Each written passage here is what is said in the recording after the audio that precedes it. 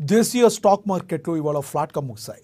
విస్తృత సూచీలు తీవ్ర అమ్మకాల ఒత్తిడిని ఎదుర్కొన్నప్పటికీ భారత బెంచ్ మార్క్ సూచీలు అత్యంత స్వల్ప స్థాయిలో కదిలాయి.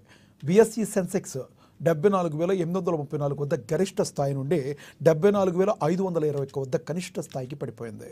చివరికి 10 పాయింట్ల లాభంతో 74,612 వద్ద ఫ్లాట్ నోట్ వద్ద ముగిసింది.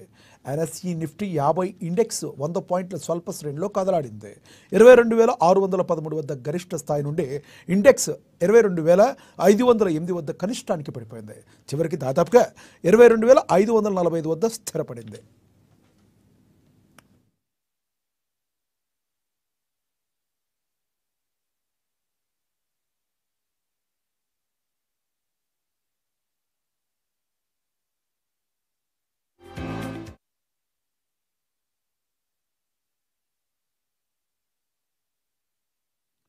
సెన్సెక్స్ 30 స్టాక్స్లో బజాజ్ ఫైనాన్స్, బజాజ్ ఫిన్సర్వ్ చెరో 2% పైగా లాభపడ్డాయి. Indian Bank, HDFC Bank, Zomato, Axis Bank 1% పైగా పెరిగాయి. మరోవైపు వైర్లు, కేబుల్స్ వ్యాపారంలో ప్రవేశించే ప్రణాళికను ప్రకటించిన తరువాత అల్ట్రాటెక్ సిమెంట్ దాదాపుగా 5% పడిపోయింది. అదే సమయంలో Mahindra and Mahindra, Tata Motors, Tech Mahindra, VCL technology, Hindustan Unilever, NTPC షేర్లు నష్టపోయాయి.